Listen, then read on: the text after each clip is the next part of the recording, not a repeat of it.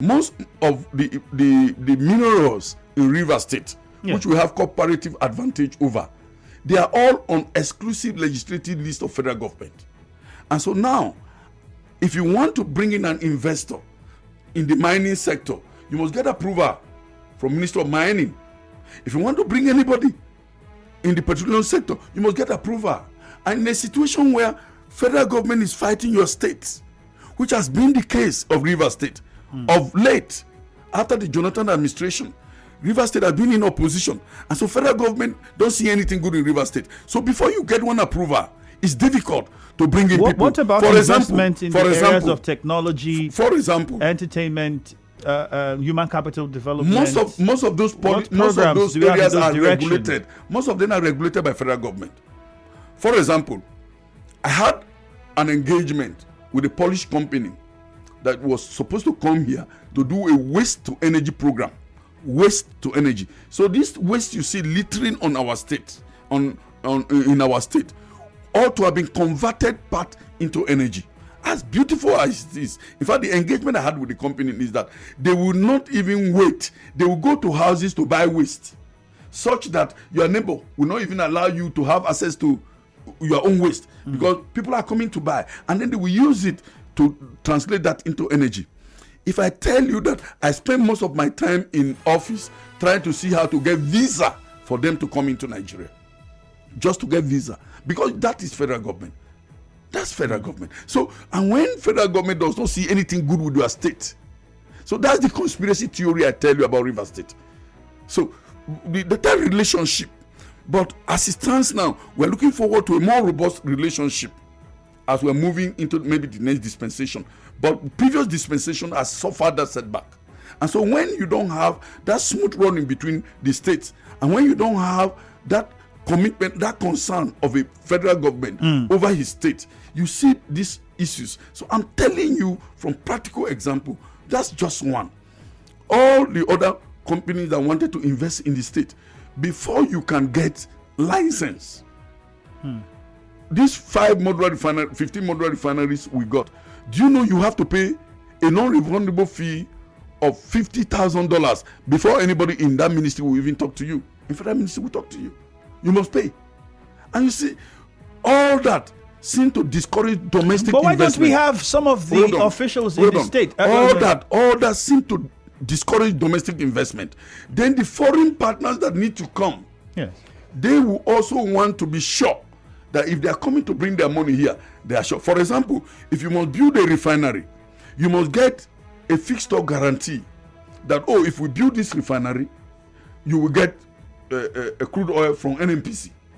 Now, the foreign investors are saying that for us to come and build, we must see evidence that if we build, you will give us crude. Now, federal government is saying you must build before we give you the fixed stock guarantee. So when you see all this, it's more than what you see. And Rivers State is the hub of oil and gas. Rivers State has oil and gas as our comparative advantage. But every issue that has to do with oil and gas is on the federal, is owned by federal government on the legislative list of federal government. And so state cannot legislate over. I was just happy the other time when the federal government is liberalizing power now to say state cannot do their power. You can see that. So I'm expecting more of that liberal policies of federal government in the next dispensation. So let's look at what so that our states, where we have comparative advantage, we can attract more investment. We are talking about mining, we are talking about oil and gas. All that must be certified and approved by federal government before you can do that in Rivers State. Okay, I was asking you questions about technological sector, human capital development, entertainment, fashion, all of these areas where many would also expect that government can, put in effort to engage a lot of Nigerian youths. Are these areas also totally controlled by the government, the federal government? Would you say that the state government does not have leverage in these areas and can't make programs in place that can see that we, for instance, Lagos fast becoming a technological hub for the country, where we have most of these internet banks and the rest of them, all in Lagos, for internet rides, beg your pardon, online carriers, mostly in Lagos. Yes. These things are You also know why? are they also being controlled by the federal government? Why don't we have such kind of activities in Rivers State? You know why? You know why? Very simple. Tell us. If you watch Lagos, there have been this political transition, smooth political transition and stability in Lagos. And that's one area anybody in Rivers State today will be able to be grateful to the governor of Rivers State. Because this is the first time Rivers State is experiencing smooth transition in terms of one government to the next government. Now, when you have that, we have what we call political stability. Because in regressing some of these policies of government in the economy, we take political instability as a dummy. When you take political instability, and what do you look at? It's transition. Now, if you watch, Odili couldn't get a successor, which he wanted. Now, you leave Odili, Amechi the same thing. Now, if you watch now the 8 years of Nyesom have been able now to build in that transition, that smooth transition. So we're expecting now that with the consolidation policy of this government, by the time this 16 years finished, you will see that some of the private individuals that want to invest now, that are attracted to Lagos, can now begin to come back here because there's political transition.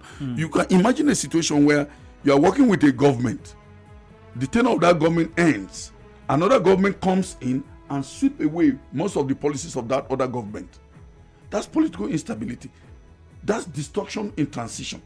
So Rivers people must be grateful to the governor for this smooth transition. Excellent. Let's watch. You begin to see now what will happen. Then most of this transition, these people now will begin to take this government seriously. That's what happened in Lagos, from Asiwaju to Fashola to Ambode to Sanwo-Olu. You can see now perfect transition. So policies, because there's policy overlap from government to government.